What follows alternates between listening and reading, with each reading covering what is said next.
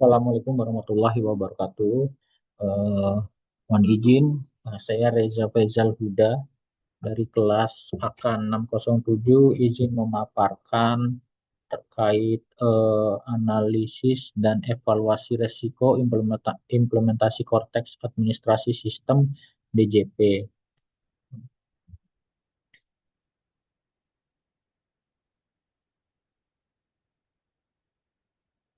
Yang pertama, latar belakang dan urgensi Korteks DJP.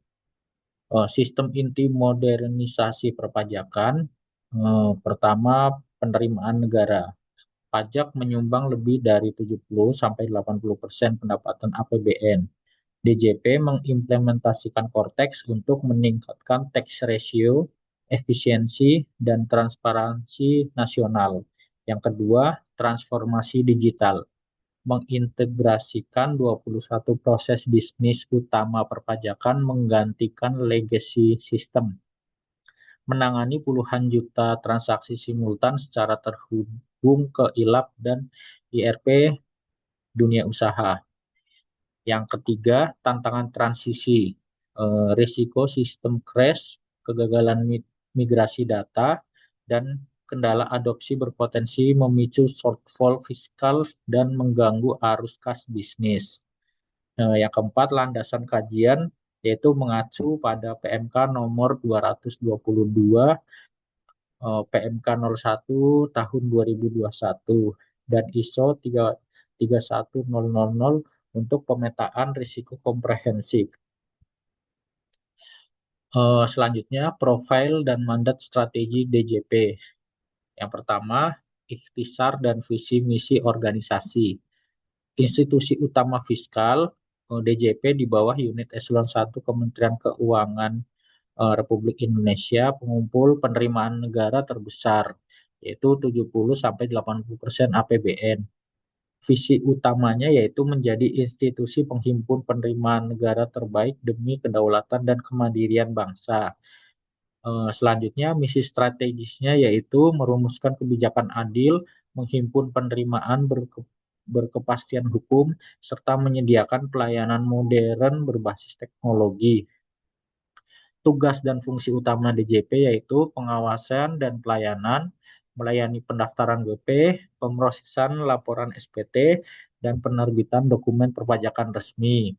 Yang kedua, penegakan hukum atau compliance, pemeriksaan, penagihan aktif, penyidikan, serta penindakan untuk meminimalkan tax gap. Yang ketiga, edukasi dan hubungan masyarakat, mendorong kesadaran dan kepatuhan sukarela untuk seluruh wajib pajak.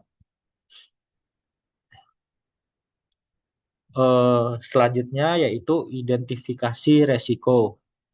Yang pertama, resiko strategis. Dari dimensi strategis, target fiskal, yaitu mismatch kebijakan dengan kesiapan sistem. Lalu resistensi data, ada ego sektoral ILAP menghambat integrasi interinstansi. Yang ketiga, vendor locking, ketergantungan tinggi pada pengembang COTS luar negeri. Lalu selanjutnya ada risiko operasional. Dari sisi dimensi operasional, ada sistem downtime, latensi tinggi, dan server crash saat peak season SPT. Yang kedua, migrasi data. Resiko data terdistorsi, ganda, atau hilang dari sistem lama. Yang ketiga, inkompatibilitas ERP, gagal terhubung dengan sistem akuntansi internal wajib pajak. Yang ketiga, resiko keuangan. Dari dimensi keuangan, ada cost of compliance, yaitu pembengkakan biaya adaptasi IT atau ERP wajib pajak. Yang kedua, ada beban APBN, pemeliharaan, lisensi, dan infrastruktur cloud bernilai tinggi. Yang ketiga, restitusi tertunda, kemacetan pencairan kas akibat kendala validasi sistem. Resiko hukum. Dari dimensi hukum, ada algoritma risk engine, sengketa ketidakpastian penetapan skor risiko otomatis. Yang kedua, keabsahan digital, validitas pembuktian dokumen elektronik di pengadilan pajak. Yang ketiga, tanggung jawab PDP. gugatan hukum jika terjadi kebocoran data. Dari sisi resiko kepatuhan, ada dimensi kepatuhan, yaitu ketidakpatuhan pasif, keterlambatan akibat error sistematik pengguna. Yang kedua ada regulasi turunan, jeda aturan pelaksanaan teknis memicu kebingungan wajib pajak. Yang ketiga sanksi unfair, penjatuhan sanksi administrasi akibat kegagalan teknis Cortex. Lalu ada risiko teknologi informasi atau TI. Dari sisi dimensi teknologi informasi ada keamanan siber, yaitu ancaman ransomware, DDoS, dan eksfiltrasi data WP. Yang kedua ada integrasi API, kegagalan koneksi ke jaringan perbankan dan PG API. Yang ketiga capaian kapasitas, bottleneck infrastruktur server pada jam sibuk. Lalu ada risiko sumber daya manusia. Dari dimensi sumber daya manusia SDM, ada gap kompetensi internal. Kurangnya pemahaman teknis pegawai DJP, baik itu AR atau pemeriksa terhadap fungsi otomatisasi Cortex. Yang kedua, kesiapan sektor swasta. Keterbatasan literasi digital akuntan dan konsultan pajak pada UMKM atau perusahaan menengah. Yang ketiga, overload helpdesk, penumpukan luapan keluhan pada kering pajak dan unit pelayanan KPP saat masa transisi. Yang selanjutnya ada risiko reputasi. Dari sisi dimensi reputasi organisasi ada erosi kepercayaan publik, penurunan kredibilitas DJP jika terjadi kegagalan sistem berulang di ruang publik. Yang kedua, persepsi ketidakadilan, prasangka bahwa sistem baru diciptakan semata-mata untuk mengejar pembuktian sepihak. Yang ketiga, ada sentimen negatif media, amplifikasi viralias kecacatan teknis di media sosial yang menurunkan kepatuhan. Analisis penyebab resiko dan dampak resiko dari dimensi 1 hingga dimensi 4. Dimensi resiko 1 strategis, akar penyebabnya yaitu kurangnya sinkronisasi roadmap regulasi dengan kecepatan penyelesaian modul COTS vendor luar.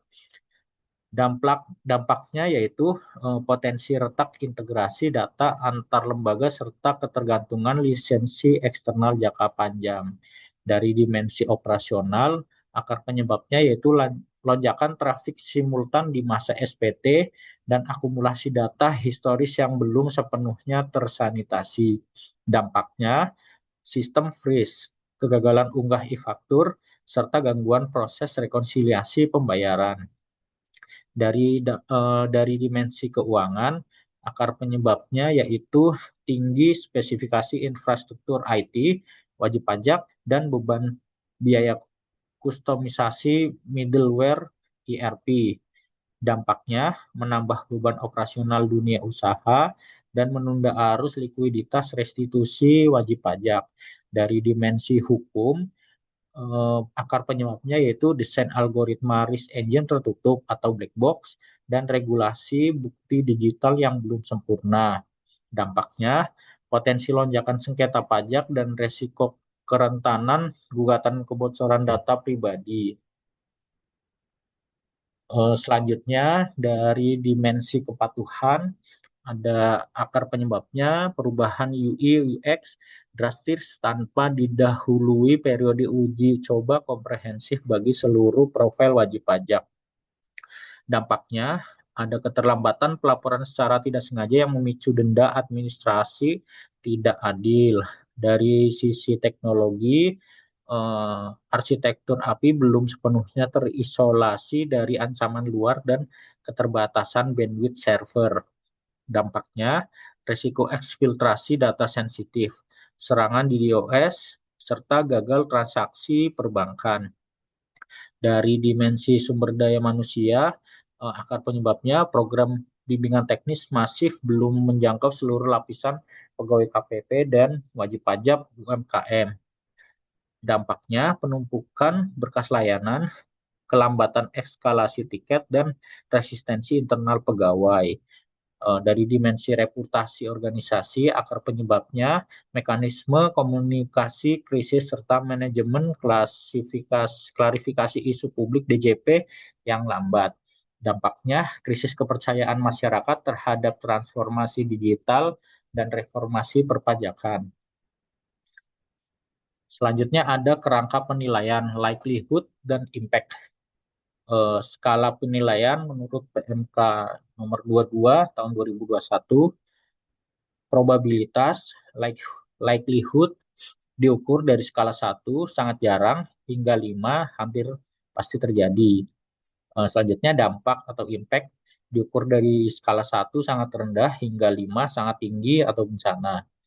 Rumus skor risiko yaitu probabilitas dikali dampak. Kategori matriks prioritas ekstrim 20-25, mitigasi darurat segera, pengawasan level Direktur Jenderal. Tinggi 12 hingga 19, penanganan prioritas tinggi, rencana aksi struktur eselon 2, sedang 6-11, pemantauan berkala dan prosedur operasional standar. Rendah 1 hingga 5, diterima dengan prosedur kontrol rutin internal. Ringkasan top critical risk yang 25 ekstrim, downtime server peak season, probabilitas 5, dampaknya 5. Potensi kelumpuhan layanan nasional saat deadline SPT. 20 ekstrim, R1 shortfall penerimaan APBN, probabilitas 4, dampak 5. Penundaan setoran kas negara akibat gangguan sistem. Yang 20 ekstrim, kebocoran data WP atau cyber, probabilitas 4, dampak 5, serangan ransomware dan pelanggaran ketentuan UU PDP. Nilai 20, ekstrim, overload helpdesk kering pajak, probabilitas 5, dampak 4, kelumpuhan saluran bantuan publik dan pengaduan KPP. Tadi kode R1 hingga R8 dijelaskan dalam tabel ini.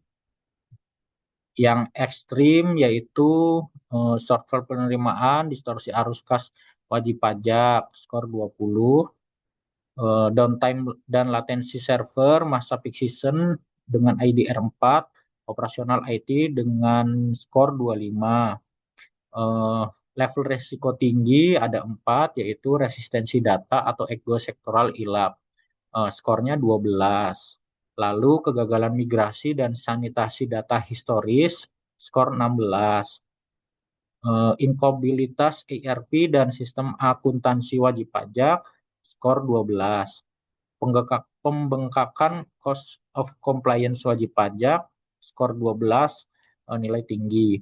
Lalu ada nilai sedang, yaitu ketergantungan ekosistem COTS vendor, nilai 9. Eskalasi biaya lisensi dan cloud APBN nilai 9. Lalu ada pemetaan zonasi atau prioritas aksi. Yang zona merah ekstrim dengan kode R1, R4, R9, R11, skor 20 hingga 25. Strateginya yaitu membutuhkan penanganan darurat langsung, intervensi anggaran khusus, dan pelaporan rutin harian atau mingguan kepada Direktur Jenderal Pajak dan Menteri Keuangan. Yang zona kuning tinggi dengan ID R2, R5, R6, R7, R10, R12, R13, R14, R15 dengan skor 12 hingga 16. Strateginya yaitu alokasi rencana aksi khusus, penunjukan penanggung jawab direktur terkait, dan mitigatif berkala setiap bulan. Zona hijau sedang ada R3 dan R8 dengan skor 1 hingga 11. Strateginya dikelola melalui pengawasan operasional harian SOP terstandar dan pengujian kualitas periodik. Rencana aksi untuk R1 hingga R8. Yang pertama, mitigasi R1 shortfall, yaitu penerapan kebijakan relaksasi, sanksi transisi, dan pengamanan masa penyetoran kas negara berbasis saldo estimasi. Mitigasi R2, interoperabilitas ILAP, pembentukan desk bersama keuangan, perbankan, dan harmonisasi MOU pertukaran data otomatis, mitigasi kode R4, downtime server, implementasi auto scaling cloud arsitektur, dan penerapan jadwal stager penyampaian SPT, mitigasi R5, data migrasi, pelaksanaan paralel, run dual system sebelum cut-off penuh, serta verifikasi checksum bertahap, mitigasi R6 dan R7, ERP dan compliance cost, penyediaan SDK API gratis, dan modul integrasi open source resmi dari DJP untuk wajib pajak. Mitigasi R9, keamanan siber, penerapan ISO 27001, audit penetrasi berkala, serta enkripsi data lapis Zero Trust. Mitigasi R10, sengketa algoritma, yaitu transparansi kriteria parameter indikator risk engine dan penyediaan kanal klarifikasi terbuka. Mitigasi R11, overload helpdesk, pemanfaatan AI conversational chatbot 20 4 jam selama 7 hari, dan penambahan relawan pajak mahasiswa. Mitigasi R12 dan R13, SDM dan edukasi, itu program Train the Trainer menyeluruh bagi pegawai KPP dan pelatihan publik daring interaktif. Mitigasi R4, reputasi publik, kampanye komunikasi krisis transparan, dan rilis regular status keandalan Cortex. Temuan dan akar dominan, profil kerentanan tinggi 80% dari total risiko terindikasi berada pada kategori ekstrim dan tinggi, mengindikasikan transisi korteks merupakan proyek bernilai krisis tinggi. 3 faktor utama penyebabnya yaitu kapasitas infrastruktur TI, kesiapan bandwidth server dalam menampung lonjakan pemrosesan simultan. Yang kedua ada adaptasi change management, yaitu kesenjangan pemahaman teknis antara petugas pajak dan wajib pajak. Ketiga, kepastian hukum transisi, yaitu kebutuhan perlindungan bagi wajib pajak dan sanksi akibat kegagalan teknis. Berikut daftar pustaka yang saya ambil, ada 8, yaitu Arianti F, Implementation Challenge of Opportunities Cortex Administration System of the Efficiency of Tax Administration, Jurnal Vokasi Indonesia, Universitas Indonesia. Arum, M. Lamsyah, dan Fitrianingsih D. 2025, dampak implementasi Cortex System dalam praktik akuntansi pajak dan kepatuhan PPN di Indonesia, Journal of AI and Digital Business. Yang ketiga dari Direktorat Jenderal Pajak 2025, buku panduan ringkas Cortex DJP Jakarta, Kementerian Keuangan, Paradina F 2026, meruntuhkan silo data untuk mengoptimalkan Cortex DJP. Portal resmi opini Kementerian Keuangan Republik Indonesia di laman kemenq.go.id. 5. Kementerian Keuangan RI 2021, PMK 22 tahun 2021 tentang manajemen resiko di lingkungan Kementerian Keuangan Jakarta. Undang-Undang Republik Indonesia Nomor 7 Tahun 2021 tentang Harmonisasi Peraturan Perpajakan atau UU HPP. Kuala F dan Tesalonika 2024, analisis implementasi sistem Cortex DJP dalam meningkatkan efektivitas administrasi perpajakan di Indonesia. Yang terakhir Winardi RD 2024, tantangan implementasi Cortex System dalam administrasi perpajakan di Indonesia, Jurnal Perpajakan dan Kebijakan Fiskal. Sekian presentasi dari saya. Terima kasih. Mohon maaf jika ada perkataan yang salah. Wassalamualaikum warahmatullahi wabarakatuh.